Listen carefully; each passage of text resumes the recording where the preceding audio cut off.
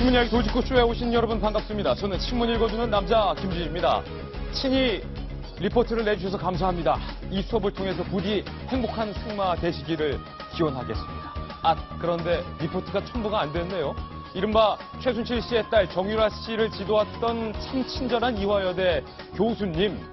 너무 친절해서 논란이 되고 있죠. 입학과 수업 과정에서 갖은 특례와 특혜를 다 제공했다라는 논란의 중심에 섰는데 이대 측에서는 어제 우리는 특별 혜택을 준 적이 없다라고 공식적으로 부인했습니다. 과연 그럴까요? 오늘 저희 돌직구쇼에서 정유라 씨의 수업 리포트를 분석을 했는데 그 리포트는 욕설, 비속어, 오타, 베끼기 투성이었습니다. 입수한 리포트 잠시 후 공개합니다. 오늘 조간신문 어떤 뉴스 보도하고 있는지 지금부터 저와 함께 하시죠. 먼저 동아일보입니다. 동아일보 1면에는 진실을 밝혀야 할 문재인 전 대표에 대한 기사가 1면에 쓰이고 있습니다. 기억나지 않는다. 북한 인권 결의안과 관련해서 대한민국 정부가 당시 기권을 한 것에 대해서 북에게 물어보라 라고 과연 지시를 한 것이 맞느냐. 문재인 전 대표에 대한 의혹에 대해서 문 전 대표 수일간 입을 다물고 있다가 기억나지 않는다 이렇게 답한 겁니다. 야당 내부에서도 기억나지 않는다는 답변은 무책임한 거 아니냐라는 비판이 나오고 있습니다. 그 중요한 일을 왜 기억 못하는 걸까요? 다음 신문입니다. 이번에 한국일보입니다. 이 같은 문재인 전 대표의 무호한 태도라고 한국일보는 비판을 하고 있습니다. 파문이 확산되고 있다. 그러자 국민의당의 박지원 의원은 문재인 전 대표를 향해서 진실을 밝혀라. 모호하게 굴지 말라. 이렇게 일침을 가했습니다. 과연 진실은 무엇일까요? 문 전 대표가 기억이 안 난다라고 말해버리면 다 묻히는 걸까요? 잠시 후 자세한 내용 다뤄보겠습니다. 다음 신문입니다. 이번엔 조선일보입니다.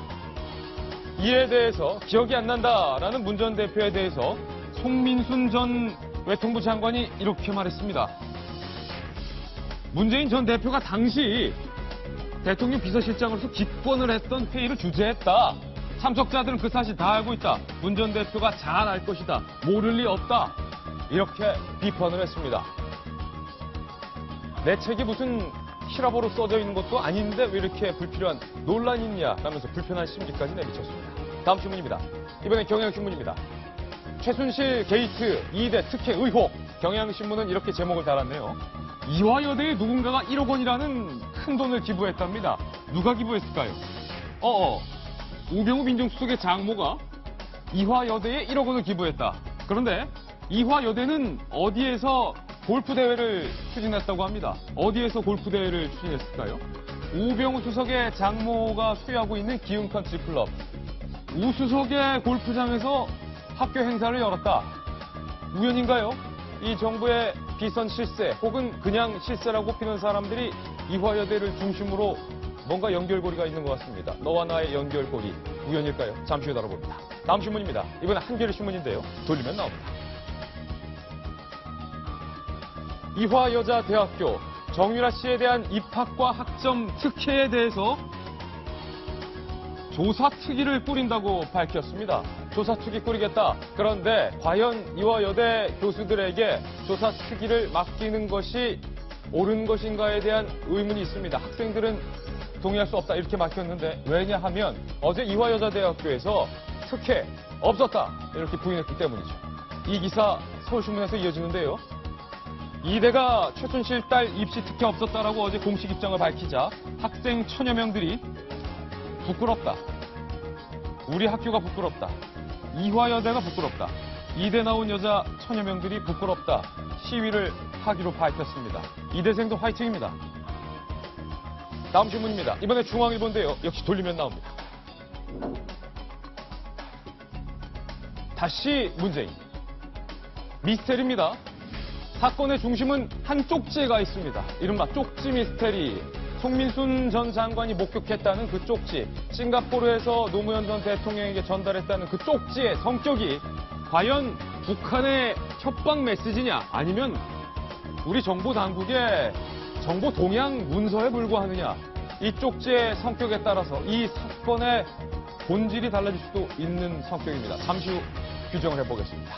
오늘 여러 가지 뉴스들 중에서 시청자들의 품격에 맞는 고품격 뉴스들만 치열하게 고민했습니다. 시청자 여러분께서는 지금 고품격 뉴스 토크 신문 이야기 도직구 쇼를 시청하고 계십니다.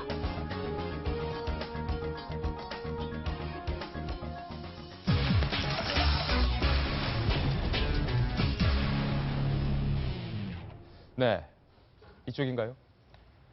오늘 저희들이 주목해볼 두 단어는 바로 최순실과 문재인, 두 명의 인물에 주목을 해보겠습니다. 오늘 저희가 만든 첫 번째 돌직구 신문입니다.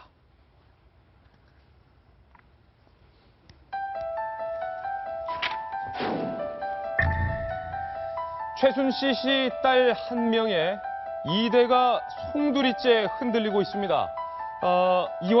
이화여자대학교에서는 어제 정유라 씨, 최순실의 딸에 대한 특혜는 없었다라고 공식적으로 부인했지만 속속 드러나고 있는 의혹들은 그렇지 않음을 이야기하고 있습니다. 오늘 저희 도직구쇼에서 정유라 씨가 이화여자대학교에 재학 중일 때 출석과 시험을 대체하는 리포트를 제출했는데 그 리포트의 일부를 입수했습니다.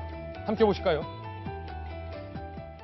최순실 씨의 딸 정유라 씨가 학교에 제출했던 리포트입니다.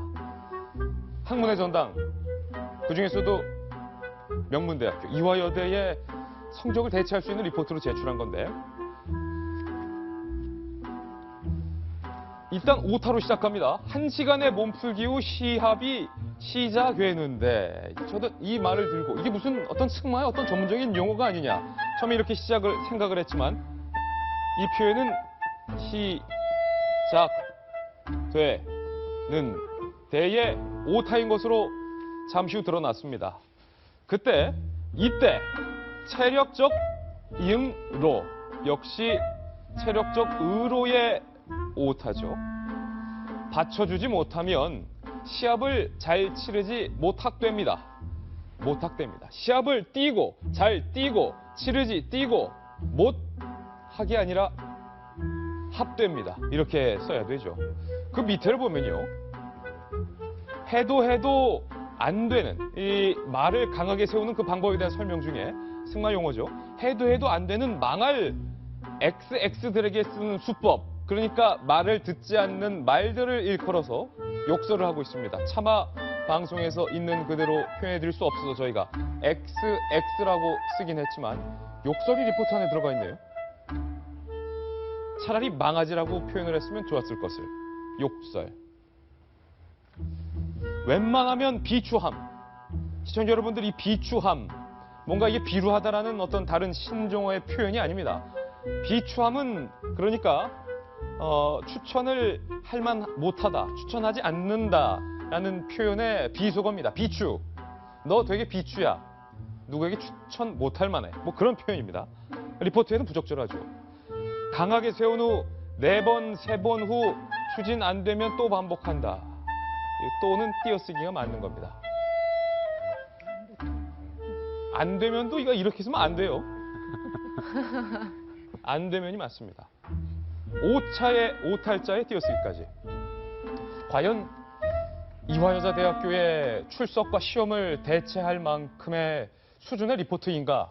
시청자 여러분들께서 객관적으로 판단해 보시더라도 수준 미달도 한참 미달인 리포트다라는 것을 확인할 수 있습니다. 그런데 이 리포트로 정유라 씨는 출석 그리고 시험을 대체해서 학점을 인정받았습니다.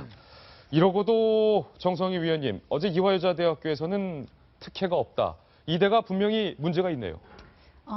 정확하게 얘기하면은 입학 특혜는 없었지만 관리 부실은 학교 측에서 인정했습니다.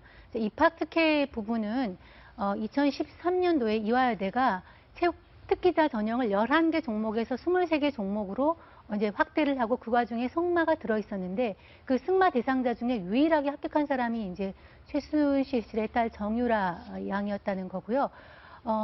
그런데 사실 맥락으로 보면은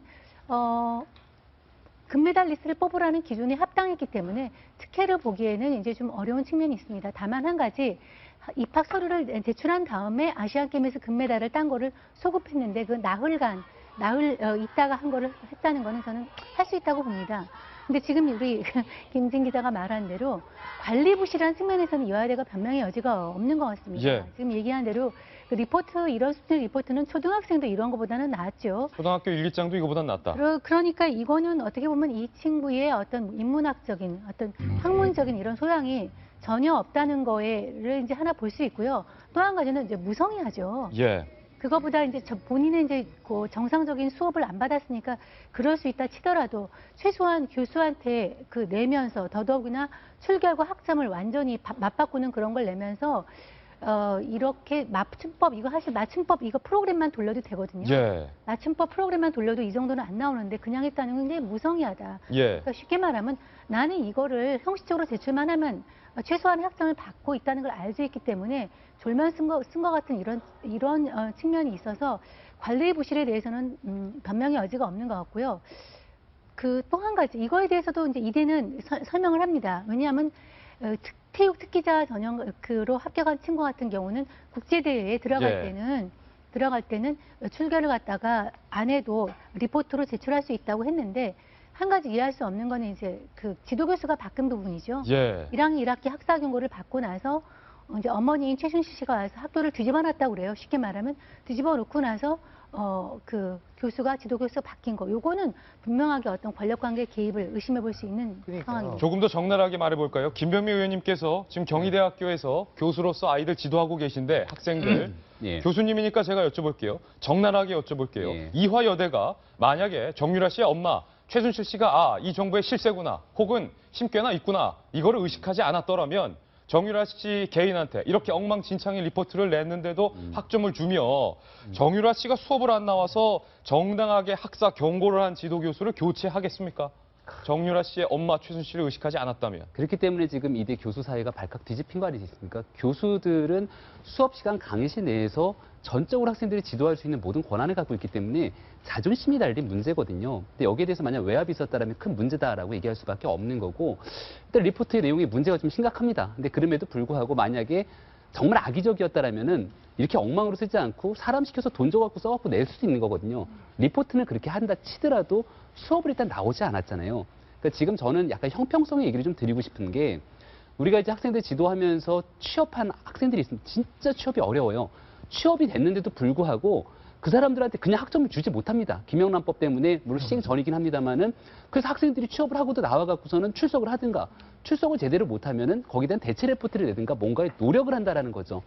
체육 선수기 때문에, 승마 선수기 때문에 좀 봐주세요라고 할 수 있는 경우가 다른 학생들과의 형평성이 너무나 크게 차이가 나기 때문에 이걸 어디까지 용인할 수 있는 것인가에 대해서 학생들의 분노가 굉장히 들끓고 있는 거죠. 예. 여기에 대해서 일단은 레포트 문제로 잠깐 다시 돌아간다라면은, 이 정도 수준의 레포트라면은 사실은 대학에 입학할 정도의 수준이 되는가라는 거에 대해서 한번 좀 다시 한번 되묻지 않을 수 없다라는 생각이 들고, 그렇기 때문에 같이 동시대에 학교를 다니는 이화여대 재학생들 입장에서는 굉장히 기분이 좀 나쁠 수밖에 없는 상황이지 않을까라는 생각이 듭니다. 예. 제가 이제 운동부가 많은 대학을 다녔는데요. 예. 20년 전 이야기죠. 그때도 이제 저희 학교에서 그런 경우들이 있었어요. 교수님들이 어떤 이제 스타 선수에 대해 가지고 학교에서 잘 봐주라고 해가지고 짜증난다 이런 경우가 있었는데, 그 선수들 같은 경우에는 무슨 정기전이라든지 국가대표로 뭐라든지 이게 증빙을 철저하게 한 상황에서 또 봐주기 싫은데 이제 봐줬다라고 해서 충돌이 있었는데, 말하자면 이 정유라 씨가 아시안 게임의 금메달을 단체전에서 따긴 땄지만은 그런 정도의 뭐 사회적 인정을 받느냐. 그리고 두 번째로는 사회적 인정이 덜할 수는 있죠. 비인기 종목이기 때문에. 하지만 그럼 증빙이 철저하냐. 그게 아니지 않습니까? 그리고 저는 이화여대에 이제 학사 관리가 부실했다라고 하는 게 말이 안 된다고 생각한 게요. 부실하다는 거는 어떤 학생이 이제 리포트를 냈는데 그걸 약간 누락을 한다든지 예. 뭘 잘못한다든지 빼먹는다든지 그게 부실이에요. 근데 예. 이거는 이 학생이 제대로 안 했는데 잘 챙겨주고 뭘 하고 학칙도 이화여대 이제 학칙도 이제 그 최순실 씨가 와가지고 학칙 개정해가 소급 적용했다. 법적 제도적 문제는 없다. 하지만 부실했다라고 하는데, 그건 부실이란 단어 이럴 때 쓰는 게 아닌 겁니다. 예. 잘 나올 A 학점 나올 친구가 뭐 교수님이 실수로 해서 리포트를 빠뜨려가지고 B 학점을 주면은 이건 부실했다라고 하는 그건 건데, 부실하다. 낮은 거를 올려주는 걸 두고 부실했다라고 하는 거는 어불성설이라는 거죠. 이대 그러니까 해명이야말로 여기에 이제 부실하다. 앞뒤가 안 맞는 거죠. 이대 해명이야말로 부실하다는 건데, 이숙현 칼럼니스트, 이런 정황이 있어요. 대학교의 학칙이 쉽게 바뀌지 않는데, 그것도 한 사람에게만 적용될 수 있는 유리한 학칙을 대학교에서 바꿨단 말이에요. 그렇죠. 정유라 씨가 시합 때문에 학교 출석을 전혀 못하자 증빙 서류만으로도 출석을 인정할 수 있도록 학칙이 개정됐다. 그런데 그 전에 최순실 씨가 딸과 함께 학교를 찾아와서 강력하게 항의를 했다는 것. 그 두 번째, 정 씨에게 학사 경고를 준 지도 교수가 최 씨의 항의 방문 후 즉각 교체됐다는 점. 그리고 세 번째, 어떤 교수가 정유라 씨에게 과제물을 다시 보내주시면 감사하겠습니다. 라는 이메일을 보내고 이 교과목을 통해 늘 건강하시고 더욱더 행복한 승마가 되시기를 바랍니다. 행복한 승마라는 게 맞춤법이 맞는 건가요? 전 교수의 워딩도 맞춤법에 별로 맞지 않는다고 생각하는데요. 예. 기본적으로 지난 4월에 최 씨가 딸과 함께 학교에 왔었죠. 그래서 학교가 정말 발칵 뒤집혔다는 거 아니겠습니까? 지금 일부 보도에 따르면 최 씨가 딸의 손을 잡고 교수 방에 들어가는데 문에 노크도 하지 않고 그냥 문 열고 들어갔다는 거예요. 예. 항의할 수 있는 자세가 굉장히 돼 있었던 거죠. 그리고 그 이후 어떤 연유인지 모르겠으나 교수가 실제 바뀌었고요. 게다가 그 최유라 씨의 어떤 학점 관리를 위해서인지 말씀하신 것처럼 학칙 개정이 됐고 그것 때문에 상당히 높은 점수를 받을 수밖에 없는 그런 상황이 됐어요. 근데 예전에 저도 이제 고등학교 때도 그렇고 대학교 때도 그렇고 운동하는 친구들한테 분명히 어느 정도 배려가 있습니다. 출석을 늘 할 수 없고 훈련을 가야 되고 또 경기가 있으니까 어느 정도 좀 봐주기도 하고 거기에 따라서 약간 양해가 되는 것도 있는데요. 지금 우리나라 국민들 평균적으로 봤을 적에 지금 최순실 씨 딸에 대한 저거는 정말 그냥 배려가 아니라 특혜라는 것을 의심할 부분이 별로 저는 없다고 봅니다. 예. 그리고 좀 그 교수가 저는 교수의 사과가 아니라 교수에 대해서 처벌도 좀 필요하다고 봅니다. 처벌해야 된다. 네, 전 교수에 대해 처벌을 해야 된다고 봅니다. 왜냐하면 저것은 개인적으로 그냥 특혜를 주고 넘어가는 것이 아니라 어제도 말씀드렸지만 다른 학생들한테 역으로 피해를 주는 거거든요. 이게 약간 제로섬이어가지고 다른 학생들은 열심히 해왔는데 B를 받고 이 친구는 아무것도 안 해왔는데 예를 들어 B뿔을 받았다. 이렇다면은 다른 학생들한테 분명히 피해가 가는 것이기 때문에 단순히 사과로 끝낼 문제는 저는 아니라고 생각합니다. 급기야 국민의당의 박지원 원내대표가 이렇게 이화여자 대학교를 비판했습니다. 들어보시죠. 우리나라 권력 서열 1위는 정유라인 것 같습니다. 2위는 최순실이다.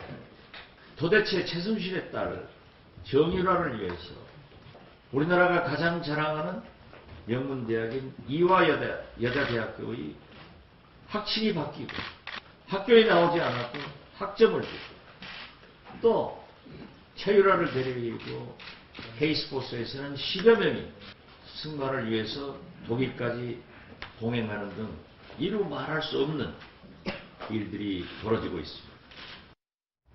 권력 1위가 정유라, 2위가 최순실이다. 박지원 대표 강하게 꼬집었는데 송강호 변호사님 오늘 화요일에 남자로 나오셨는데 이 리포트 내용 보면요. 웬만하면 비추한다라는 비속어가 등장을 하는데 이 법정에서도 아무리 시대가 변했지만 비추 이런 표현은 절대 안 쓰죠. 네, 그렇죠. 오늘 저는 방송 출연하려고 네. 어저께 일찍 잤거든요. 일찍 잤다. 네, 그리고 새벽 4시에 깨갖고 제가 축구를 봤습니다. 네. 영국의 맨체스터 유나이티드하고 리버풀이 아주 라이벌전 했는데 누가 이겼습니까? 0대0으로 비겼습니다. 비겼군요. 네, 안 보기 그래서 잘했어요. 제가 인상적인 게 선수들이 심판한테 대들면 예. 금방 옐로 카드가 나옵니다. 그렇죠. 그러면 저도 그렇고 왜 그렇게 축구를 볼까요? 제가 이제 그 얘기를 하고 싶어서 하는 거거든요. 그건 한쪽 편을 만약에 맨유가 우승을 많이 해갖고 심판들이 맨유 편에 섰다고 하면 제가 그 축구 볼 수 있을까요?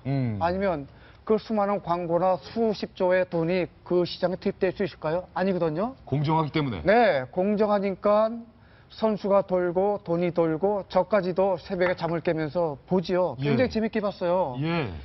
우리가 최순실을 둘러싸고 정유라를 둘러싸고 하는 이 화두는 결국 공정입니다. 공정이다. 네, 그 학생들이 문제 삼는 것도 어찌 보면은 특기 선수가 또 운동 잘하고 또 국위 선양하는 선수가 가끔은 모든 걸 잘할 수 없으니까 여러 가지 특혜는 있을 수 있지만 그게 합리적이지 않고 누가 봐도 불공정하니까 지금 문제제기를 하고 있죠. 예. 근데 거기에서 끝날까요? 학교만 공정하지 않을까요? 이게 이제 사실은 우리들한테 던지는 숙제이지요. 제가 보기에는 이게 한국이 공정과 관련해서 현 주소입니다. 저는 그렇게 단언하고 싶어요. 정치, 경제, 사회, 문화 어느 영역에서 저가 있는 법조까지 포함해서 예. 공정에서 자유로울 수 있는 영역이 있을까요?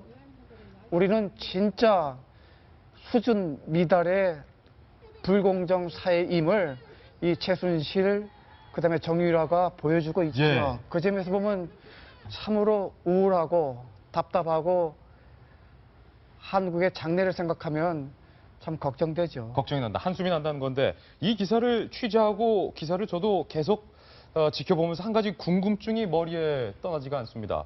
이화여자대학교 자존심도 세고 자부심도 세고 전통도 있고 고집도 강한 그 이화여자대학교가 왜 이리 유독 최순실 씨의 딸에게, 그 말은 최순실 씨에게는 왜 이리 약한 모습을 보였을까? 이 궁금증을 파헤치기 위해서 여러 가지 단서들이 필요한데 이 칼럼께서 한 가지 단서를 오늘 포착하셨다고요? 단서 포착. 아, 그렇게 예, 추상적인 질문을 하시면 어떡합니까? 네. 네. 그 지난 국감에서 이 조응천 전 청와대 비서관, 지금 더불어민주당 의원이죠. 한번 이제 그 의혹을 제기한 바 있었어요. 이 최순실 씨를 고리로 예. 우병우 민정수석이 청와대에 들어온 것, 그리고 그 윤전추 비서관인가요? 운동을 하셨던 분, 그분이 이제 청와대에 들어온 것도 헬스 트레이너. 헬스 트레이너. 예. 그분이 들어오신 것도 다 사실상은 이제 최순실 씨와 어떤 인연이다라는 의혹을 당시 이제 조응천 의원이 제기한 바가 있었는데요.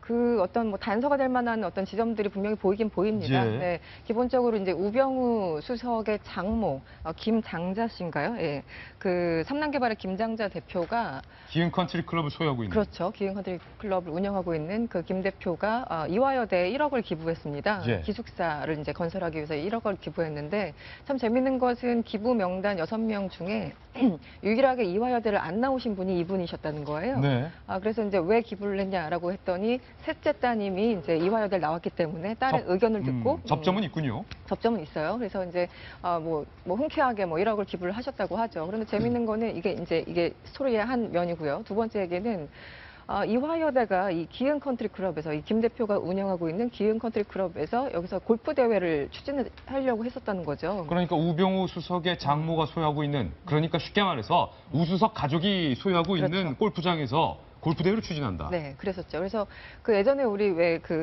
뭐였습니까? 이 단과대학 추진하면서 학생들이 한참 막 데모하고 있었는데 학교 측에서 이제 골프 대회 오라는 공문을 보내가지고 이게 말이 되느냐, 도대체 행정처에서 어떻게 관리하느냐 이런 비판도 있었어요. 예. 이 와중에 골프가 웬 말이냐 뭐 이런 얘기를 했었던 거죠. 그러니까 결국은 이제 이게 계속 얽히고 설키는 거예요. 우병우 수석의 장모는 왜 1억을 냈을까? 그리고 이대는 왜 그분이 운영하시는 저 골프장에서 골프 대회를 추진했을까? 이런 얘기들이 이제 얽히면서 조응천 비서관이 그렇다면 이런 것을 겨냥해서 무슨 얘기를 하려고 했던 것은 아닌가? 이제 이런 얘기가 나오고 있는 거죠. 예. 네.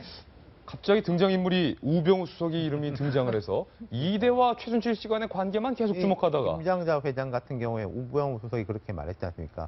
평생 살림만 하시던 장모님이 예. 부동산 거래를 하시니까 내가 옆에 있었다라고 그때 말했던 그랬죠. 이제 그 분이잖아요. 이분이 또 그 이화여대 최고위 과정을 들었다고 그래요. 그래서 이제 뭐 1억을 기부를 한 것 같고 그건 좋은 일이죠. 그리고 이제 골프 대회 명단에는 또 있었던 사람이 이모 교수라는 분이 있는데 지금 이 최유라 씨가 중국에 있는 계절학기 디자인 전공하는 학생들이 갔는데 혼자 이제 끼어 들어가가지고 거기서 정유라 씨가 최유라 이제 씨는 뭐 라디오 잘하고. 그 이야기가 나오죠. 예. 그 과목의 지도 교수님이 이 골프 명단에 있었다는 거예요. 보직 아하. 교수로서. 리포트가 누락됐습니다. 다시 보내주시면 감사하겠습니다. 그건 이제 체육학과 교수고 예. 그 계절학기에 이제 약간 디자인학과 전공생들만 가는데 엉뚱하게 따라가가지고 호텔도 뭐 독방을 쓰고 했다는 게 예. 다른 의혹에 있는 이 주인공이 있다는 건데 그러니까 참 얽히고 설키죠. 제 그게 생각이 나요. 엉뚱한 이야기인지 모르겠는데 정몽준 의원이 서울대 경제학과 출신이지 않습니까? 정종 회장이 너무나 기분이 좋았다는 거예요. 아들이 서울대 경제학과 들어가니까. 내가 이제 돈으로는 대한민국 1등인데 우리 아들이 서울대 경제학과. 그래가지고 이제 교수들을 다 불러가지고 집에서 한번 식사를 대접했다는 이야기를 제가 들었어요. 그때 이제 뭐 변영용 교수 같이 진보적인 교수들도 불러가지고 그러면서 우리 아들 어미 해주십시오. 예. 잘못하면 뭐 꿀밤도 주고. 그리고 제가 그때 갔던 교수님, 원로 교수님한테 한번 이야기 들었는데 그 안면이 받쳐가지고 학점을 잘 주지를 못하겠더라. 내가 오히려 이 친구한테 학점을 잘 주면은 이 제발 아버지 보고 잘 줬냐 하는 서울대 교수 자존심 때문에 예. 오히려 이 친구한테 내가 엄격하게 대했다. 이런 이야기를 제가 들었었던 거예요. 정주영 회장이 옳았네요. 그렇죠. 예. 이건 너무나 반대되는 정황들이 많이 나오지 않습니까? 저는 유사안은 좀 다르게 보는데요. 네. 그 우병우 수석의 이제 장모가 이대에 이제 1억 원을 낸 거는 큰 돈이죠. 큰 돈인데 그거는 이 장모가 이화여대에 대해서 여성 최고가 과정을 그러니까 8년째 수강을 하고 있기 때문에 본인은 이화여대의 구성원으로서의 그런 거를 가지고 있었을 겁니다. 그래서 이제 냈을 수 있을 것 같고, 그러니까 이대는 또 1억 원이나 낸 사람 골프장에서 골프를 이제 대회를 할 수가 있죠. 이거와 함께 최순실 의혹을 갖다 같이 연결하는 건 저는 좀 무리하다고 생각을 하고. 무리하다. 저는 이제 다만 이런 건 있어요. 학교가 되게 어려워요. 대학에 지금 교수님들이나 이런 분은 다 이해할 거예요. 왜냐하면 지금 정부가 반값 등록금 이런 제도 채택해가지고서 지금 재정이 굉장히 어렵거든요. 그러니까 이화여대나 다른 대학 모두 아까 말한 연대나 모든 대학들이 지금 돈을 벌기 위해서 혈안이 돼 있습니다. 그러니까 지금 이화여대의 최경희 총장이 지난번에 미래라이프 대학도 한 것도 어떻게든 돈을 벌기 위한 더 벌어서 학교를 좀 일으키기 위한 차원으로 나온 거거든요. 그러니까 이거는 이 문제에서 나온 또론 격가지만 저는 더 중요한 문제라고 생각하고 예. 대학들을 이렇게 묶어놔가지고 재정을 묶어놓고서 우리나라가 대학 불지의 대학으로 성장하라 이런 정책은 좀 문제가 있다. 저는 이런 식으로 좀 바라보고 싶어요. 예, 앞서 오늘 조간신문을 이해할 수 있는 방향에 대해서 제가 힌트를 드렸는데 2명의 이름을 주목하라 이렇게 말씀드렸죠. 첫 번째 이름은 최순실, 두 번째 이름은 바로 문재인 전 대표입니다. 최순실 씨에 대한 이야기 살펴봤고 이제는 문재인이라는 이름에 주목해 보겠습니다. 돌직구 신문입니다. 송미순 전 장관의 회고록에 두고 진실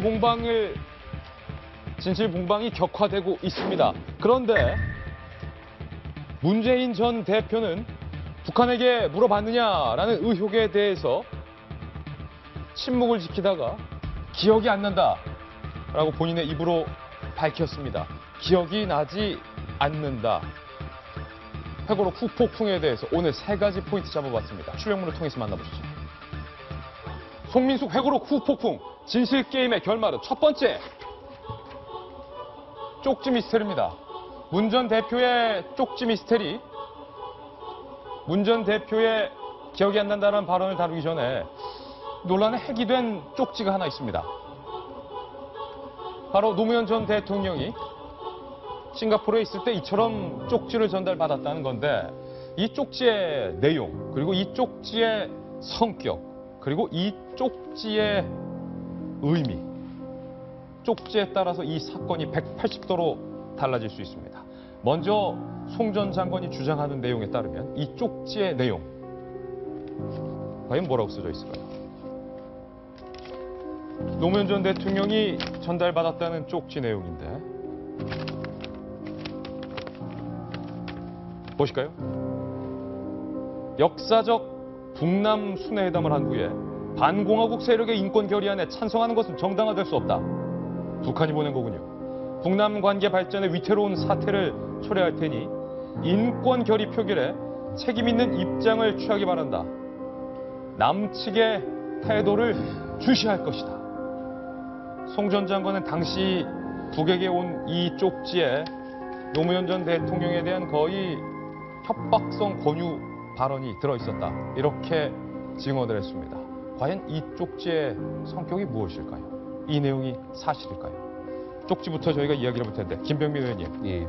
송 전 장관의 주장과 기억대로 이 쪽지 내용이 이게 사실이라면 거의 북한의 권유대로 기권을 한 예. 정황이 되는 것인데. 그리고 문재인 전 대표 측에서 얘기하고 있는 것과 굉장히 배치되고 상반된 결과를 초래할 수밖에 없는 겁니다. 왜냐하면 이 쪽지를 건네받은 시점은 11월 20일입니다. 싱가포르에서 받았고요. 11월 20일 바로 이틀 전으로 돌아가게 된다면 11월 18일에 문재인 그 당시 비서실장 주재로 5명이 모여서 회의를 했다는 것 아니겠습니까? 근데 결국 결론이 내지 못하기 때문에 그러면 북에 물어보자라는 얘기가 나왔다라는 거지 않습니까? 이게 송민순 전 장관의 회고록에 따르면. 그래서 지금 핵심의 논란이 되고 있는 것 중에 가장 큰 핵심은 진짜로 이 결정을 하기 전에 북에 물어봤을까잖아요. 근데 이제 문재인 전 대표 측에서 밝힌 김경수 의원의 그 증언에 따르면은 예. 이거는 북에 물어본 게 아니라 우리 측의 결정은 다 정리가 된 거였고 북에 우리의 결정 끝에 통보를 한 것이다라고 예. 얘기했는데 아까 그 쪽지 내용 자세히 보시면요. 마지막에 뭐라고 나왔냐면 남측의 태도를 주시할 것이다. 그러네요. 라고 나왔습니다. 만약에 우리가 문재인 전 대표 측에서 얘기하는 것처럼 모든 건 다 정해져 있는 거기 때문에 우리는 어차피 기권할 거였고 기권하는 건데 남북 관계에서 혹시 불미스러운 일이 있을까 봐 그냥 통보만 해준 거야 라고 하면 북 입장에서는 그냥 기권했구나라고 받으면 되는 거지 남측의 태도를 주시하겠다라고 이런 메시지 보낼 리가 없다라는 거고요. 두 번째로 그러면은 이 혹시 남측의 태도를 주시하겠다라고 한 문구 자체가 한 10년 전 얘기니까 송민순 전 장관의 기억 속에서 조금 왜곡된 게 아니야라고 예. 얘기를 할 수도 있을 거잖아요. 근데 송민순 전 장관의 얘기에 따르면 내가 단순히 기억에만 의존해서 쓴 게 아니다. 그 당시에 메모를 보고 외교관 직업의 특성상 다 기록을 해놨다는 거잖아요. 기록에 의존해서 썼기 때문에 이 문구 자체가 사실이라면 현재 송민순 전 장관이 회고록에서 얘기하고 있는 11월 15일부터 20일까지 증언 내용들이 딱딱딱 맞아떨어지는 거거든요. 여기에 대해서 명쾌한 이제 나머지 해명이 예. 있을 때다라는 얘기를 드리고 싶습니다. 예, 문재인 전 대표 측에서는 이 쪽지의 내용이 이런 내용이 아니다라고 부인을 하고 있습니다. 아마 우리 국정원의 정보 동향 문서일 것이다. 문서로 추정이 된다라는 반응 정도가 나왔는데요. 여야가 이 쪽지 내용의 성격을 두고 충돌했습니다. 함께 보실까요? 이정현 전 대표의 입장인데요. 이정현 대표죠. 쪽지에 분명히 협박성 답변이 적혀 있기 때문에 기권에 대한 반응이란 것은 궤변이다. 북한 답변이 틀림없다. 홍익표 의원은 이렇게 말했습니다. 우리가 기권한다면 북한이 잘했어요라고 고마워해야 하느냐. 쪽지의 논리 구조로 보면 북한 조국평화통일위원회의 문장 같다. 그러니까 그저 우리 정보당국의 정보 동향일 것이다. 지금 의견이 충돌하고 있는데. 그러니까요. 저는 좀 애매하게 보긴 합니다. 이게 쪽지에 물리적으로 쪽지가 있었다는 건 다들 이제 인정하는 바예요. 그리고 송민순 장관의 책에도 보면은 나는 반대인데 사실상 기권으로 그 전에 가닥 잡혔다라는 거는 일관된 내용이거든요. 그러니까 북한에 이제 그리고 그게 뭐 이제 물어본 건지 통보인지 모르겠지만 북한에 뭐가 갔다라는 것도 모두가 인정하는 바지 않습니까? 그 성격에 대해 다른 것인데 이 뭐 쪽지를 제가 알 수는 없는 것이고 하지만 물어봤다라기보다는 사실상 정해진 상태에서 그게 이제 통보와 뭐 질의의 중간쯤 되는 게 아닐까 저는 추측을 하고 그리고 이게 좀 논리적으로 안 맞는 것처럼 보이는데 이럴 수는 있을 거라고 봐요. 이게 통보를 하는데 당신들이 북한이 이제 홍익표 의원 말대로 홍익표 의원은 그 당시에 이재정 장관 보좌관이었거든요. 고맙다고 해야 되냐. 기권하는 약간 적반하장식인 거죠. 당신들이 이제 기권한다고 하면 참 좋은 일인데 혹여나 뭐 이게 잔능한다고 하면은 뭐 이럴 것이다라는 예. 문장이 이제 들어갔을 수 있는 것이고 이에 대한 저는 이제 해석의 문제. 송 장관은 이걸 질문이라고 생각하고 나머지 사람들은 아니 이건 뭐 통보다라고 하는 거고 문재인 전 대표 같은 경우에는 내가 좀 거기 핵심적인 역할을 안 했기 때문에 난 기억이 잘 안 난다. 이러고 있는 이제 어제도 제가 말씀드렸지만 이 라쇼몽의 한 장면 같은 예. 게 아닌가. 싶습니다. 이 쪽지의 성격을 규정하는 것이 상당히 중요한데 손 변호사께서는 이 쪽지의 성격 어떻게 보십니까? 송 장관은 이렇게 주장하고 있어요. 북한의 거의 협박성 발언이다. 저는 조금 이해가 안 가요. 이해가 안 간다. 뭐가 이해가 안 가시는지 잘 모르시죠? 뭐가 이해가 안 갑니까? 네. 왜 이렇게 뜨겁죠? 지금 아까 쪽지 얘기를 하셨는데 얼마든지 그 쪽지는 국정원 관계자가 정리해서 보고할 수도 있고 아니면 직접 올 수도 있죠. 그러면은 북한의 반응은 당연한 거 아닐까요? 제가 북한의 당사자라고 하면은 또 인권 결의안과 관련해서 한국 정부를 설득하는 작업을 띈 북한의 담당자라고 하면은 당연히 저 내용이죠. 그러면은 그 당시에 지금 새누리당 입장에서는 당연히 문제 삼을 수 있지만 그 당시에 이 국가 관계는 지금 엄연한 외교 파트너 아닌가요, 북한이요? 10월 4일 날 정상회담 했고 지금 이 문제된 시점에는 아마 총리가 한국에 와서 남북 회담하면서 이제 후속 대책을 논의하는 굉장히 좋은 시기였죠. 제가 그때 대통령한테 저는 기권하든지 저도 그 북한의 뜻에 따라 저는 반대합니다. 예. 왜? 그게 북한과의 관계를 좀 더 유연하게 하면서 보다 실속 있는 그 조치를 얻어내는 게 이게 외교적인 실리이기 때문에 당연히 그 당시 노무현 참여정부에서는 진실이 어떻게 됐든 간에 그건 당연히 외교 파트너였어요. 그러면은 당연한 다양한 외교 채널이 있었거든요. 예. 지금 없잖아요. 예. 지금 없거든요. 그때 외교 채널을 통해서 이런저런 의견이 오고 가는데 그건 내통일 수가 없지요. 결론적으로 말씀드리면은 송민순 장관의 해고력이 진실이든 또 일정 부분 차이가 있든 간에 왜 논란이 됐죠? 그 당시 노무현 정부는 잘했던 것이고 그 예. 당시에 정식의 외교 파트너로서는 고민되는 대목이었고 이 부분 논란을 삼는 이 정쟁이 저는 굉장히 안타깝지요. 예. 오히려. 네. 그런데 정작 당사자인 문재인 전 대표는 당시의 행동에 대해서 떳떳하지 못한 걸까요? 구체적인 답변을 못하고 있는데 기억이 나지 않는다. 이런 답변으로 본질을 회피하는 듯한 답변을 보였습니다. 만약에 그때 당시 행동과 정치 철학에 소신이 있고 당당했다면 잘 기억이 나지 않는다라는 답변을 쉽게 할 리 없을 텐데 잘 이해가 되지 않는 대목입니다. 두 번째인데요. 기억이 잘 안 난다. 손 변호사님, 문 전 대표 발언 한번 듣고 이야기 이어가겠습니다. 네. 이재정 장관 같은 경우에는 예. 기억을 잘 못하시는 부분이 있는 것 같다고 또 말씀하셨어요. 예, 제가 기억으로 쓴 거 아닙니다. 이 북한 핵과 통일에 관한 걸 책을 썼는데 거기에서 지금 하나를 뽑아가지고 정쟁으로 삼는 것은 앞으로 한번 보십시오. 어떤 정부가 들어서더라도 북한 핵과 통일 문제를 넘지 않고 우리가 정착할 수 있습니까? 그런데 이런 식으로 이런 문제를 정쟁을 이렇게 삼으면은 어느 누구에게도 도움 안 됩니다. 하관날 종북 타령과 색깔론으로 국정 운영의 동력으로 삼고 있으니 우리 경제와 민생이 이렇게 어려워질 수밖에 없습니다. 정권 교체가 꼭 필요한 이유입니다. 당시 사실관계에 대해서 좀 그렇습니다. 엿보고 있습니다만 어제 김경수 의원이 그 통보한 거였다, 북한에 통보한 거였다라고. 사실관계는 당시를 잘 기억하는 분들에게 물으세요. 차라리 손 변호사님처럼 그때는 남북 관계가 정말로 중요한 시점이었기 때문에 당연히 우리 대통령과 나의 선택은 기권이 맞다. 그렇기 때문에 북한에게 물어볼 수 있었다. 정말로 그게 그렇게 중요한 거였다면 기억을 할 텐데 잘 기억이 나지 않는다. 사실관계 잘 아는 사람에게 물어봐라. 이 답변이 좀 이해가 안 돼요. 네, 저도 문재인 대표한테 권유하고 싶은 게 바로 그 대목이에요, 사실은요. 민주당도 그렇고, 더민주도 그렇고, 문재인 대표도 그렇고, 기왕이면 좀 자신있게 나갔으면 좋겠어요. 저같이 외교나 정치 잘 모르는 사람도 얼마든지 그림이 그려지거든요. 그럴 수 있었기 때문에. 그러면은 문 대표 입장에서는 기왕에 새누리가 문제 삼으니까 조금 더 세밀하게 살펴서 좀 이렇게 종합적으로 한번 보고 드리겠다. 이게 낫지. 이렇게 기억 안 난다면 괜히 자신감 없어 보이고 문제 있는 것처럼 보여서 그 점은 저도 좀 굉장히 아쉬운 대목이에요. 과연 잘 안 나는 것이 사실인가 궁금한데 이수경 칼럼니스트. 그때 당시 남북한이 정말로 중요한 시점이다. 어제 이렇게 말씀하셨고 북한 인권 결의안. 사실 북한 인민들이 북한 정권의 탄압에 때문에 죽어가고 있다라는 사실을 남북관계라는 큰 그림 때문에 포기한 측면이거든요. 얼마나 많이 고민하고 고뇌해야만 하는 상황이었을까를 싶으면 과연 그렇게 쉽게 잊을 수 있을까? 저도 어제 이제 이제 통일부랑 외교부를 출입하면서 저는 2007년에는 뭐 한국이 없긴 했습니다만 당시 이제 계속 생각을 해봤어요. 왜 저렇게 발언을 하셨을까? 근데 저는요. 문재인 당시 비서실장이 기억을 못할 수도 저는 있다고 봅니다. 못할 수도 있다. 왜냐하면 저는 이제 이런 거예요. 그 환경부랑 산자부랑 늘 싸웁니다. 산자부는 경제 논리에 의해서 이 정책을 해야 된다라고 주장하고 아니다. 환경부에서는 그것은 뭐 경제 논리에 그럴 수 있겠지만 환경 차원에서는 이래야 된다 해서 항상 싸우는 이렇게 부처들이 있어요.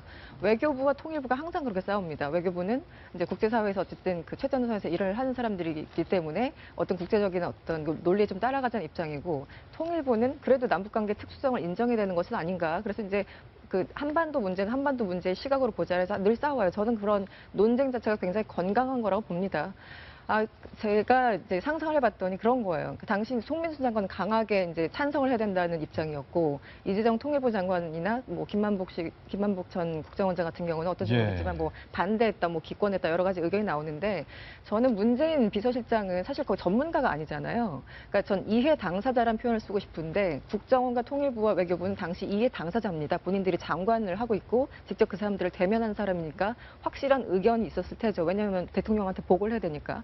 근데 비서실장은 좀 비껴나 있는 사람이잖아요. 예. 그냥 의견을 취합해서 자기 개인의 의견은 있을 수 있으나 전문가가 아니고 소위 말하는 이해 당사자, 어떤 부처의 장관이 아니기 때문에 약간 뉴트럴하게 중립적인 입장이 있었을 수 있다고 봅니다. 그렇기 때문에 저는 기억이 헷갈릴 수도 있고 당시 내가 찬성했었나? 기권을 했었나? 저는 충분히 가능한 얘기라고 봐요. 근데 물론 이제 그렇죠. 저렇게 중요한 걸 왜 기억 못해라고 생각할 수도 있지만 한편으로는 저는 그 문재인 그 비서실장이라는 위치에 있었기 때문에 그럴 수도 있다고 봅니다. 네. 만약에 기억이 나지 않았으면 그 논란이 있었던 주말에 바로 이렇게 말씀하셨으면 좋았을 것 같아요. 나 기억나지 않는다라고. 근데 이게 지난주 금요일부터 주말 내에 굉장히 뜨겁게 그 여론의 막 흐름이 타올랐을 때 문재인 전 대표의 발언은 참여정부의 그 의사소통 능력은 굉장히 좋았고 현 정부에 비해서 이런 약간 되도 않는 얘기로 이렇게 틀어갔다는 말이죠. 예. 그리고 나서 사건에 대한 여론의 흐름이 좀 증폭되기 시작하니까 어저께자로 내가 찬성했는지 거의 뭐 이게 기억이 나지 않는다라는 발언을 하십니다. 일단 저는 일단은 이 사건 자체가 11월 15일 하루에 있었던 일이 아니고 그때부터 그 주무부처 장관들의 의견이 굉장히 달랐기 때문에 논란이 증폭됐었고 대통령이 다시 한번 비서실장이었던 문재인 실장에게 18일에 스스로 좀 주제를 해갖고 이 문제를 재논의해보라고까지 얘기를 했던 사안입니다. 간단한 사항이 아니라 대한민국 앞서 변호사님 말씀하셨지만 14남부 정상회담을 하고 난 뒤에 인권결의안에 찬성하느냐 기권하느냐가 현 정부의 외교정책이 굉장히 중요한 그 결정권을 갖고 있었던 사안이기 때문에 간단하게 스쳐 지나갈 일이 아니거든요. 그렇기 때문에 첫 번째로 이거를 가지고 진짜 기억이 나지 않는다라면 말씀하신 것처럼 별 관심이 없었다 내가 그냥 단순한 조율자의 입장에 불과했다라면은 그 또한 굉장히 큰 문제다라는 생각이 들고 그랬던 입장이 2017년 대통령 후보로서 지금도 유지하고 있는지에 대해서 한번 밝힐 필요가 있다는 겁니다. 왜냐하면 그때처럼 나는 단순히 조율자의 입장에서 여러 사람들이 이 사람 얘기 들어보니까 이것도 맞는 것 같고 내가 인권 변호사로서 또 이것도 맞는 것 같고 이렇게 주장하시면 대한민국 대통령에 대해 자격이 없는 거거든요. 예. 남북 관계에서 지금 과거와는 전혀 다른 상황 속에 북한의 핵실험 이후로 이 한반도의 불안한 정세 속에서 과연 대한민국으로 어떻게 이끌고 갈지에 대한 의견이 궁금하다는 겁니다. 그렇기 때문에 10년 전의 일을 명확하게 얘기해 주시고 지금 이 상황에서의 대통령 후보로서 얘기를 해 주셔야 된다는 얘기 첫 번째 드리고 싶고요.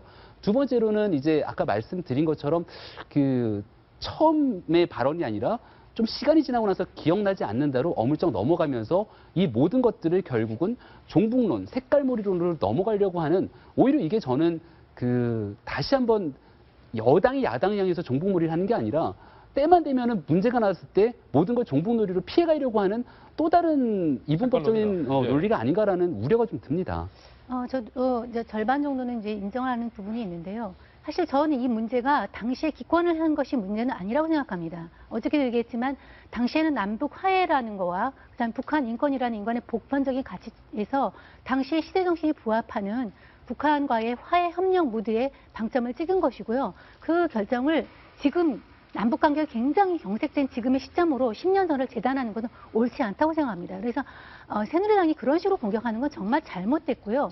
저는 이 문제의 본질은 송민순 전 외교부 장관의 의도와는 전혀 상관없는데 의도에 상관없이 하나의 맹점이 된 거는 저는 문재인 전 대표의 자질이라고 생각합니다. 자질론이 핵심이라고 생각해요. 예. 당시에 기권을 한 것이 문제가 아니라 당시에 이제 문재인 비서실장이 했던 치도를 펴보면은 기권을 하게 되는 분위기로 간 것 같은데 이제 의견이 대립되는 거니까 우리 한번 물어보자. 본인은 기억 안 난다고 하지만 뭐 증언이 그렇게 나오고 있지 않습니까? 그러니까 어떤 문제를 해결하는 데 있어서 다 본인이 중심을 잡고 해결하는 것이 아니라 상대 당사자한테 물어보는 그런 어떤 리더십. 그다음에 지금 와가지고 그것에 대해서 많은 사람들이 김경수 전 노무현 대통령 비서실장, 그다음에 송민순 전 장관, 백종청 안보실장 다른 사람들이 각각 다른 증언을 쏟아내고 있어요. 아까 얘기했지만 조금씩 팩트는 틀리지만 예. 그거에 대해서 가장 중심적인 위치에 있는 사람이 기억이 안 난다. 딴 사람한테 물어보라. 이런 식으로 예. 대응하고 오히려 공격을 이제 새누리당이 색깔론 제기하지 말라라고 했는데요. 저는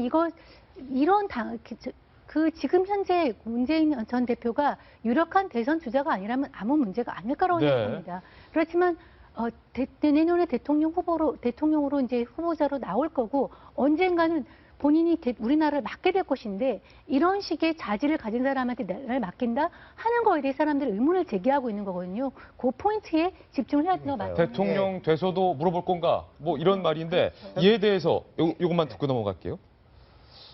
김무성 전 대표 그리고 최경환 의원이 잘 기억이 나지 않는다라는 문재인 전 대표의 입장에 대해서 일침을 가했습니다. 들어보시죠.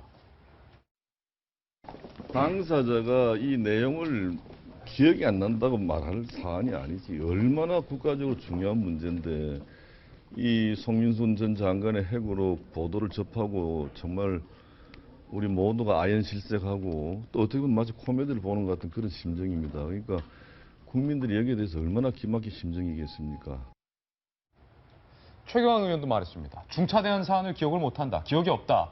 뭔가 캥기는 게 있지 않다면 그런 얘기를 하지 않았을 것이다. 그 김무성 대표 얼굴이 오랜만에 밝은 것 같아요. 뭔가 하나 잡혔다 이거죠. 예. 근데 제가 이제 어제 문재인 전 대표 발언을 보고 참 문재인답다라는 생각이 들었어요. 예. 이게 장점이기도 하고 단점이기도 한데 이분이 이랬지 않습니까? 나는 기권했을 것 같은데 남들이 다 내가 찬성했다고 하는데 솔직히 기억이 안 난다. 제가 만약에 문재인 전 대표를 보좌하는 입장이었으면 찬성했다고 이야기하세요. 남들이 다 이렇게 하니까라고 하는데 선선히 이야기하는 게 어떤 이제 문재인 대표를 지지하는 사람들이 볼 땐 이렇게 참 사람이 꾸밈이 없고 거짓이 없는 삿됨이 없는 사람이다라고 할 것이고 이제 부정적으로 보는 사람들은 이건 뭐 자질의 문제가 아닌가 이럴 거예요. 그래서 이게 참 위기죠. 위기의 하나인데 제 정성희 위원님하고 생각이 조금 비슷한 지점이 있는 게 이 사안 자체보다 이 사안을 어떻게 다루느냐, 이 위기 관리를 어떻게 하느냐, 메시지를 어떻게 하느냐, 국민들이 여기에 대해서 더 관심을 둬가지고 볼 수가 있는 거거든요. 그런 부분에서 이제 문 전 대표가 제가 생각할 때 계속 기억이 안 난다고 하는 것보다는 기억이 안 난다고 했다가 그럼 또 기억난다고 하면 하루 만에 기억 돌아왔냐, 라고 또 우리가 비판할 거니까 그럴 수는 없을 것인데 한번 정리는 해야 됩니다. 본인이. 이 부분은 이렇고 저러하고 했기 때문에 나는 아까 이제 말씀하신 것처럼 내가 대통령이 된다면 남북 관계는 이렇게 저렇게 하겠다라고 정리를 딱 해서 거기에 대한 비판은 비판대로 돌파를 하고 이제 찬성은 찬성대로 돌파를 하는 과정을 만들어야 되고 그거는 빠른 시일 내에 하는 게 좋을 것이다. 이런 좀 제언을 하고 싶네요. 예, 송민수 회고록의 후폭풍 이번엔 세 번째인데요. 여도 야도 비판받아 마땅할 대목입니다. 야당에서 또 한 가지 의혹을 들고 나왔습니다. 송 전 장관이 반기문에게 줄 쓴 것 아니냐라는 의혹을 들고 나왔습니다. 그리고 여당에서는 일찍이 색깔론을 들고 나왔죠. 북한과 내통한다. 남북 정상회담 때문에 뒤로 뭘 졌냐. 여당과 야당의 수준이 이수경 칼럼니스트. 저러면 안 됩니다. 이거를 정치 공방으로 몰고 가면 안 되죠. 색깔론, 역색깔론. 네. 그러니까 저는 이 새누리당이 공격을 하려면 좀 논리적으로 공격을 했으면 좋겠어요. 네. 그러니까 저는 가장 좀 충격적이었던 게 이정현 대표의 내통 발언이었는데 어디서 내통이란 단어를 끄집어냅니까? 이건 정말 그러니까 저는 그러니까 정치가 여야 간의 싸움은 있을 수 있지만 상대를 적으로 몰아가서 경쟁자일 수는 있어요. 그리고 나랑 생각이 다른 사람일 수 있지만 거의 나랑 생각이 다른 상대방 대표가 거의 죽일 놈이 되는 거예요. 지금 우리나라 정치 풍토라는 게. 저는 그거는 전체 국민들을 위해서도 본인들을 위해서도 좋지 않다고 보고 바로 그것 때문에 어떤 정치적인 피로감이 이제 올라가는 거라 전 생각을 하는데요. 기본적으로 뭐 지금 그 1972년에 박정희 당시 대통령이 뭐 유신 선포 전에 북한에 이 그 내용을 알려줬다 그러면서 뭐 그것도 내통 아니냐 이쪽 뭐 그 야당에서는 그거부터 해명을 하고 넘어가라라고 얘기를 하고 있는데 그걸 차치하고서라도 당장 이명박 정부 때 기억하실 겁니다. 임태희 당시 노동부 장관이 싱가포르를 가서 김양건 당시 비서를 만났고요. 또 2011년에는 김태우 당시 청와대 비서관이 베이징에 가서 또 북한 측 인사를 만났습니다. 그래서 정상회담 하자고 북한 측 표현을 빌리자면 구걸을 했다고 하죠. 돈까지 주면서.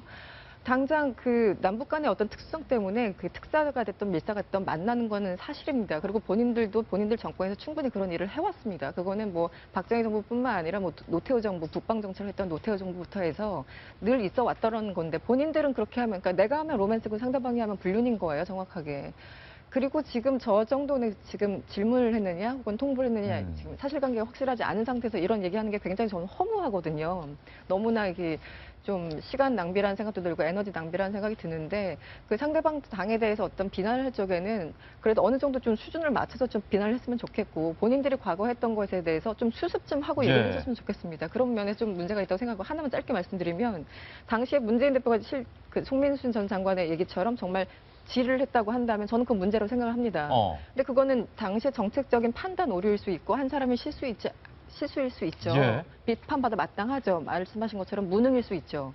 근데 거기까지만 비난하면 되는데요. 이게 왜 같이 종북으로 넘어가냐는 거예요. 이런 논리적인 비약은 정말 좀 자제해 주시면 좋겠습니다. 저도 한 가지 좀 드리면은 뭐 지금 번호표 뽑으세요.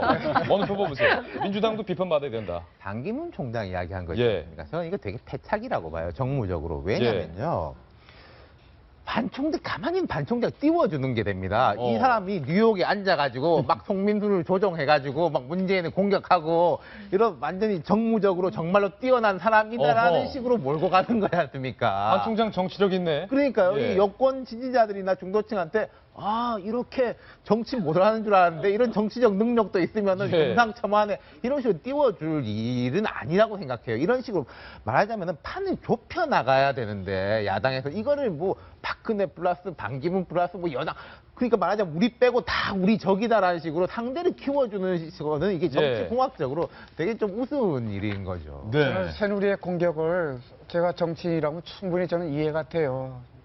꽤 좋은 소재거리죠. 예. 그러나 한 이번 주까지만 했으면 좋겠어요. 이번 주까지만 해라. 그러니까 오늘이 화요일이니까 금요일까지만 하고. 금요일까지만 하시고. 이게 다들 아시잖아요. 그때 상황, 지금 상황. 지금 어제도 그렇고 오늘도 그렇고 모든 신문이 거의 경제 위기 이러고 얘기하거든요. 사실은 이제 우리가 쟁점을 그런 쟁점 만들어 주셔야죠. 이 좌초 위기의 한국을 어떻게 하면 진짜 잘 살게 갈 수 있는지 이런 부분 좀 생산적인 그 논의가 돼야지 이게 한 달, 두 달 가면은 그건 굉장히 좀 걱정되고 우리 유권자들 피곤하게 만듭니다. 이번 주까지만 하시자고요. 예, 정쟁은 언제까지? 이번 주까지. 금요일까지. 네. 네, 자정까지입니까?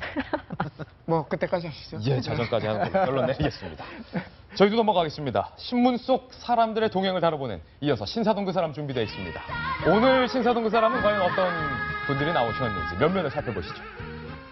신사동 그 사람 오늘도 세 분이 나오셨군요. 첫 번째 그 사람은 누굴까요? 웃고 있습니다. 즐기고 있죠. 정청래 의원이 한동안 뉴스에서 사라졌다가 어제 오늘 새롭게 부상을 하고 있는데 정청래 전 의원의 출판 기념회에서 막말이 쏟아졌다. 어제 저희 보도를 해드렸습니다. 그런데 거기에서 그치면 정청래 전 의원이 아니죠. 정청래 전 의원 본인이 이번에 나섰습니다. 교보문고를 공격했어요. 이제 하다 교보문고를 공격했는데 SNS를 저희가 출력을 해봤습니다. 제목, 교보문고에게 묻는다. 이유 같지 않은 이유로 정청래 전국 교보 사인회를 거부하고 있다. 교보문고가 정청래 전 의원의 이 책 사인회를 거부했나 보죠. 불편한 거예요. 내 사인회를 거부하다니. 보통 사인회를 하면 교보문고에서 판매를 하고 베스트 카운트를 했다. 이런 관례를 깬 희한한 조치다. 이런 관례가 올바른지는 잘 모르겠습니다. 정청래 책은 팔지 말라는 전화라도 누구한테 받은 것인가? 새로운 의혹. 아무도 주목하지 않는 의혹을 제기했습니다. 과연 누군가가 정치인 정청래를 탄압해서 정청래 책 팔지 마! 라고 전화를 한 건 아니냐라는 의혹을 제기했는데 여기서 그치지 않습니다. 교보문고에게 묻는다. 2탄이 등장했습니다. 2탄. 출판사로부터 전화를 받았다. 송민순 책이 우리가 실컷 한 송민순 전 장관의 회고록이 교보문고 상위 순위에 갑자기 치고 들어왔는데 갑자기라니요 선생님. 지금 가장 뜨거운데 예스24는 판매 실적이 거의 없단다. 예스24는 온라인 쪽이죠. 책 쇼핑몰이죠. 이런 경우는 아주 드문 일이다. 정청래 전국 교보 사인의 거부 사태와 묘한 대비가 된다. 이거 웃으면 안 되는데 죄송합니다. 교보문고는 사인의 거부 이유를 밝히시라. 여기까지만 했어도 괜찮았는데 3탄. 교보문고에게 묻는다. 3탄. 작년에까지 이제 끄집어냅니다. 작년에 이런 일이 있었다. 거침없이 정청래라는 이런 책도 있었죠. 책도 영등포 교보문고에서 사인회를 했다. 교보문고에 지원이 있었다.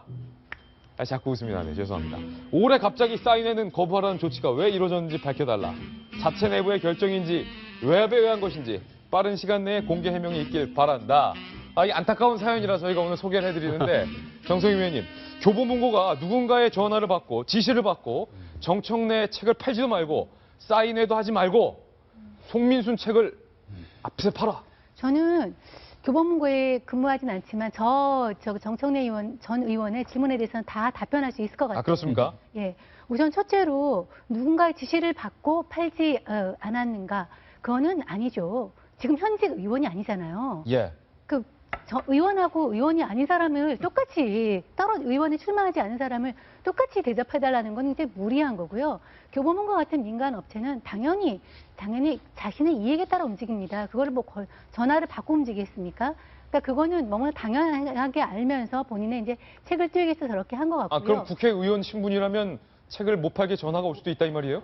아니 그렇지 않죠. 국회의원 예. 신분이라면 알아서 왜냐면 이익이 되니까 더욱더 이제 적극적으로 유치할 수 있는 거죠. 예. 근데 두 번째로 송민순 책이 왜 ES24에는 안 팔리고 여긴 팔리느냐? 6년 남았. 그거는 그 여러 가지 이제 상황이 설명이 가능한데 우선 급합니다. 저만 해도 이렇게 읽었는데 저는 안 읽었다 그래가지고 제가 지금 ES24에 주문해가지고 기다리기엔 시간이 없어요. 예. 그러니까 당장 뛰어갑니다. 온라인 서적과 오프라인 서점의 가장 차이점이 뭐냐면 급한 경우는 오프라인으로 뛰어갑니다. 더더욱이나 이것은 그 온라인에 익숙하지 않은 40, 50대 중년층이 너무 급해가지고 뛰어가기 때문에 예. 기다릴 시간이 없어요. 그래서 온라인 서점과 오프라인 서점의 특성상 좀 급하기 때문에 뛰어가서 이제 오른 것이라고 볼 수 있고요. 예. 그다음에 이제 그 책 마케팅에 있어서 정청래 전 의원이 굉장히 스마트하게 잘하는 것 같아요. 이렇게 하게 되면은 책 이제 마케팅이다. 예, 뭐 아하. 당에 되면 당연히 이제 교보에서도 예. 신경을 쓰면서 이거 화제가 되니까 하지 않겠습니까? 그래서 이거는 교보문고가 잘못했다기보다는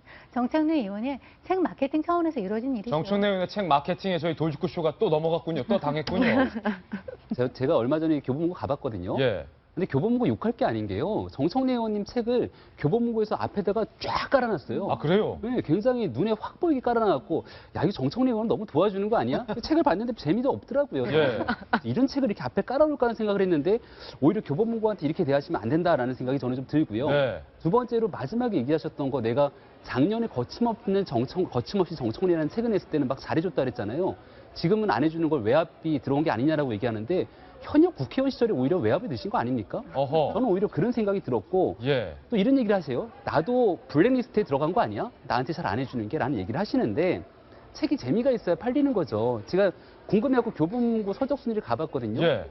일단은 빙하는 움직인다는 지금 베스트셀러 2위에 올라가 있더라고요. 예. 당연히 잘 팔릴 수밖에 없죠. 홍 전 장관의 회고록은 가장 핫한 책이기 때문에. 두 번째, 만약에 이 외압이 있다라고 한다면 쭉 내려가다 보니까 베스트셀러 13위에 김재동 씨 책이 있더라고요. 예. 그럼 이분 책이야말로 오히려 안 올라와야 되는 거 아니에요? 외압이라면? 김재동 씨 책도 상위에 올라가 있다. 네, 근데 김재동 씨 책은 제가 봐도 책 잘 쓰시고 글을 읽을 만한 책이니까 사람들이 재밌다. 많이 사가는 거고, 거기에 대해서 문학의 외압이나 압박 이런 거 없습니다. 저는 예. 제3자의 입장에 생각해 봤는데요. 이러면 제일 마음이 아프고 머리가 아픈 사람이 누굴까? 출판사. 출판사다. 이 중간에 끼어가지고 괜히 교보문고한테 이렇게 예. 맡기고 하면은 출판사 입장에서 이 책뿐만 아니라 다른 책들도 많이 해야 되지 않습니까? 꽤 중견 출판사거든요. 피 출판사라고. 거기 이제 사장님이 머리가 아프시지 않을까 싶더라고요. 예. 하도 황당해서 동아일보가 이 문제 갖고 사설까지 썼는데 동아일보에서 정청래 의원의 이 사태를 보면서 송건 변호사님, 국회의원의 자질에 대해서 다시금 생각해 봐야 된다. 정청래 의원이 이른바 명박 방명, 이명박 대통령을 향해 빨리 죽으라는 트위터도 올렸고, 그리고 박근혜 대통령을 향해서 물러가라, 박귀내, 방빼라는 글을 올려서 굉장히 국회의원으로서 수준이 낮다라는 사건도 있었는데, 지금 국회의원 신분이 아닌 사람이 다시 국회로 들어온다면 이와 같은 또 근거 없는 의혹을 제기할 것 아니냐. 하여튼 제가 이 바깥에서 유권자의 눈으로 보면은 아주 독특한 분이 두 분 계세요. 예. 새누리당의 김아무개 의원. 이름을 얘기하면 또 명예훼손 될 수가 있으니까 예. 제가 김아무개 의원 아주 거의 비슷할 것 같은데 그다음에 이제 정청래 전 의원 이 두 분은 그 어느 모로 보나 좀 그렇죠. 좀 국회의원 사용법으로 책이 그건데 오히려 다른 데 가서 강의를 좀 들으셔야겠죠, 사실은요. 네? 예. 아니면은 두 사람이 진짜 히말라야나 네팔 고행을 하면서 예. 말이 어떻게 인격에 영향을 갖고 우리가 그 사람 몰라도 한마디 들으면 그 사람의 품격을 알 수 있잖아요. 네. 그게 결국은 유권자들이나 또는 이 학생들이 배울 덕목인데 그 점에서는 지도자들의 자질이 있을까요? 그 근본적인 의문을 주는 대목인데 어떻게 재주는 좋으신지 출판 기념회 때 전부 다 와서 또 참석을 하대요. 많이 들어오셨어요. 나는 정치인들 사이는 이해 못 하겠어요. 예. 결론은 정치인은 알다가도 모르겠다. 네, 그렇습니다. 네. 신사동 그 사람 함께하고 있습니다. 이번에 두 번째 신사동 그 사람입니다. 전두환 전 대통령이 이번에 또 고액 체납자 명단에 끼어서 발표가 됐습니다. 지방세 5억 3,600만 원을 안 낸 것으로 이번에 발표가 됐는데 이식형 칼럼니스트. 이번에 지방세는 또 뭡니까? 이번 지방세. 그러니까 지금 지방세 기준이 좀 바뀌어가지고요. 올해 이제 1월 1일 기준으로 1,000만 원 이상을 1년 동안 안 낸 사람, 그런데 6개월 동안 아무런 소명 없이 안 낸 사람을 이제 명단을 공개를 해요. 그래서 이제 개인은 지금 거의 한 3만 명에 육박하는 사람들이 공개가 됐고, 법인은 이제 몇천 단, 6,500단인가요? 하여튼 그 정도가 되는데, 이제 그 전두환 씨는 이제 29만 원만 늘 갖고 계시잖아요. 예. 그런데 이제 검찰에서 조사를 해봤더니 차명으로 된 어떤 재산이 좀 있었던 것 같아요. 그래서 핵심은 그 자녀, 그러니까 전두환 씨의 자녀 명의로 됐던 부동산이 있었는데 그것이 사실상은 이제 전두환 씨 것이다라고 보고 이것을 처분하는 과정에서 소득세가 발생했다는 거죠. 그렇군요. 네, 그래서 이제 5억 3,600만 원이 나왔는데 그거를 이제 내야 되는 1년 지금 6개월 이상 소명을 안 하고 안 내고 계시기 때문에 당연히 내야죠. 네, 다시 예. 문제가 되고 있는 것 같습니다. 예, 합쳐볼까요, 세금을? 전두환 전 대통령 본인뿐만 아니라 전 대통령의 차남과 일가족의 지방세 체납분을 좀 합쳐봤습니다. 전두환 전 대통령이 8개 세목에서 5억 3,600만 원, 그리고 차남 전재용 씨가 3억 7천만 원을 체납했고, 동생 정경환 씨가 4억 2,200만 원. 그래서 차남과 동생을 합하면 지방세 고액 체납 비용이 13억 원이나 된다.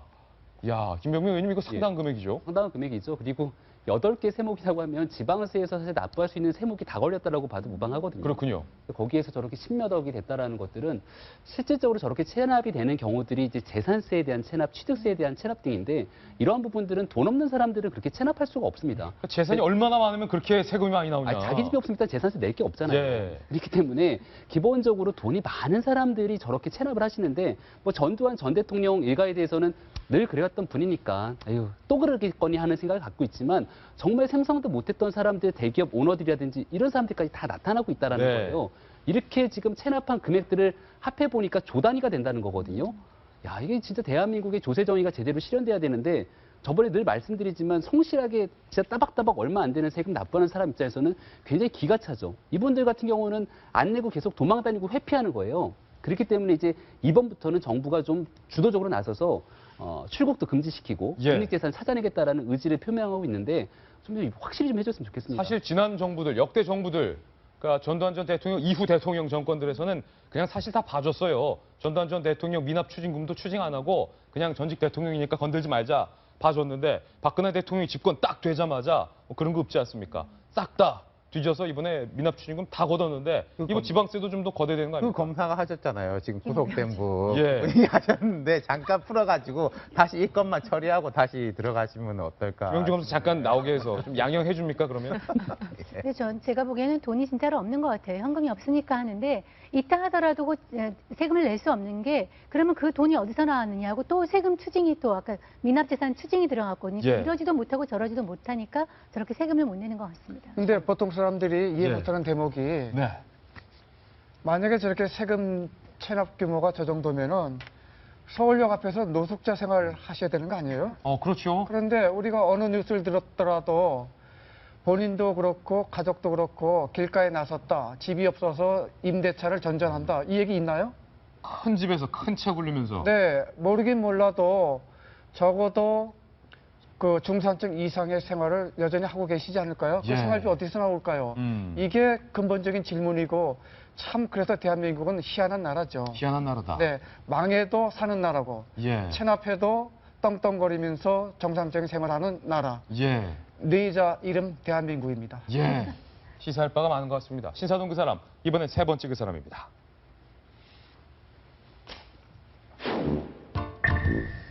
도널드 트럼프가 지난 힐러리와의 토론에서 이상하게 힐러리에게 카메라 원샷만 받으면 졸졸졸 따라와서 카메라에 얼굴을 들이미는 그런 기행을 보였는데, 그런데 미국의 유명 코미디 프로그램에서 이 도널드 트럼프를 패러디했습니다. 정일동 기자가 취재했습니다. 지난 2차 TV 토론입니다. 힐러리가 말할 때면 어김없이 그 주변을 트럼프가 서성입니다. 190cm 거구를 앞세워 마치 시위하듯 카메라 앵글에 잡힙니다. 때론 노려보고 때론 야릇한 미소를 짓습니다. 워싱턴 포스트는 트럼프가 조직폭력배 두목처럼 힐러리 주변을 어슬렁거렸다고 표현했습니다. Literally stalked me around the stage, and I would just feel this presence behind me. And I thought, whoa. No problem. Then she said the next day, I invaded her space. Give me a break. 바로 그 장면을 유명 코미디 쇼가 콕 집어 그대로 재현했습니다.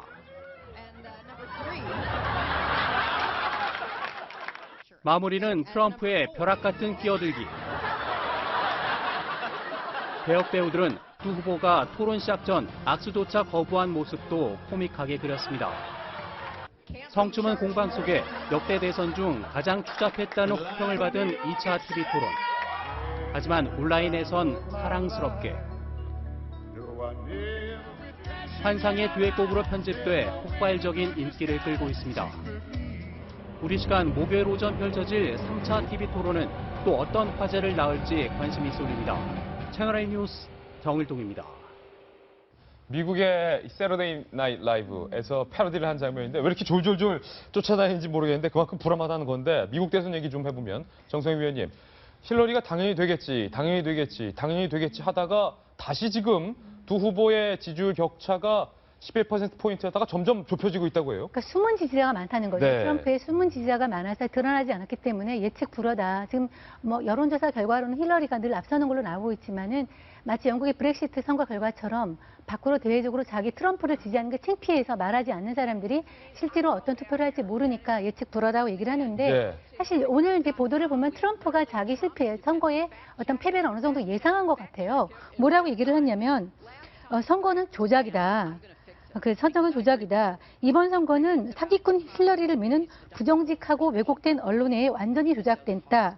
많은 투표소에서도 조작이 일어나고 있다. 예. 그러니까 본인의 이제 여성 문제, 성추행 문제를 보도하는 미디어 뒤에 힐러리가 있다. 이렇게 하면서 이번 선거는 미디어에 의해서 조작된, 여론이 조작된 선거다라고 지정을 하고 있는데요.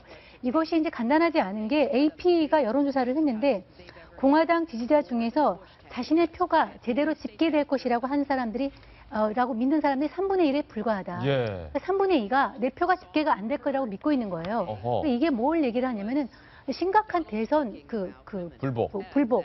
그러니까 후유증이 나타날 것이다. 우리가 늘 미국이라고 하면 민주주의의 선진국이라고 얘기를 했는데 지금은 우리나라도 못한 민주주의의 후진국이고 예. 민주주의의 어떤 어두운 흑역사를 보여준 것 같은 그런 장면이 연출이 되고 있습니다. 요즘 제가 제 후배들한테 미국 정치 본받을 거 하나 없다 이렇게 말하고 있습니다. 신사동 그 사람 살펴봤습니다. 미국 대선 얘기 봤다면 이번엔 대한민국 대선 얘기 안 볼 수 없죠. 다음 돌직구 신문입니다.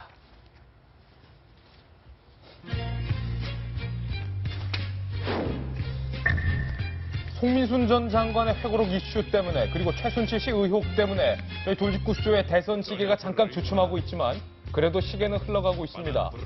반기문, 안철수 두 사람의 연대론이 솔솔 강하게 풍기고 있습니다. 안철수 전 대표 측, 그러니까 국민의당 이태규 의원이 이렇게 말했습니다. 친박 후보가 아니고 어떤 중도를 지향하거나 새로운 어떤 정치의 지형을 꿈꾼다면 같이 논의 테이블에 앉을 수 있다고 저는 생각을 합니다. 저는 안철수 대표께서도 나 아니면 안 된다 이런 부분이 아니고 나를 버려서 세상을 바꿀 수 있다면 기꺼이 내가 거기 동참하겠다. 뭐 그런 저는 자세를 견지하실 거라고 저는 생각을 하고요. 그런 견지하시고 자기를 비우고 들어가셨을 때 저는 안철수 대표가 더 큰 걸 채울 수 있다. 윤태우 실장님. 안철수 의원과 반기문 총장이 연대할 것이다, 손을 잡을 것이다. 이 얘기가 본인들은 거부했는데 왜 계속 나오죠? 이게 제가 라디오 인터뷰 전문을 쭉 읽어봤어요. 이 진행자가 이제 김어준 씨가 계속 물어보더라고요. 예. 그러니까 이제 뭐 이태규 의원이 이제 그런 식으로 한 거고, 요 앞에 다른 질문도 있습니다. 그럼 문재인 대표하고 연대할 수 없습니까? 그러니까 아니 그분도 이게 중도의 지향으로 들어오면 다 같은 테이블에서 논의할 수 있다라기 때문에 지금 뭐 이태규 의원의 이제 말에 그렇게 무게를 실을 바는 아니라고 보고. 근데 이분 말대로 만약에 진짜로 그래서 지금 친박 진영이 긴장하고 있는 거 아니겠습니까? 반기문 총장의 컨셉이 비박 내지 중도로 갈 때 더 파괴력이 클 수 있다라는 거는 좀 정치를 아는 사람들은 다 이제 이야기하고 있는 거거든요. 그러니까 반 총장이 그럴까봐 친박과 손잡지만 않으면 된다. 그렇죠. 그러면 더 예. 파괴력이 오히려 클 것이다. 그렇기 때문에 친박이 겨냥하고 있기 때문에 이게 살아있는 거고. 근데 이제 야권에 대해서는 제가 그 말을 하고 싶어요. 아까 이제 박범계 의원도 송민순 뭐 반기문 밀라고 했다. 그런 말 하지 마시라고. 그 조지 레이코프라는 미국 학자가 쓴 책 중에 이제 진보 진영에서는 엄청난 베스트셀러였는데 코끼리를 생각하지 마라는 책이 있거든요. 예. 코끼리 이야기하면은 자꾸 코끼리가 생각이 난다고. 저는 반기문을 생각하지 마라는 이야기를 하고 싶어요. 반기문 이러면은 지금 보면은 예. 반기문 총장을 띄워주는 게 여권이나 청와대가 아니라 야권이에요. 예. 오히려 야권이 키워주고 있다. 안철수 대표 얘기해보면 김병민 의원님 지금 야권에서는 문재인 대세론 문 전 대표 측에서 강하게 굳히고 있고 밀고 있는 건데 문재인 대세론의 그늘에 안철수 전 대표가 조금 밀리고 있는 건 아니냐.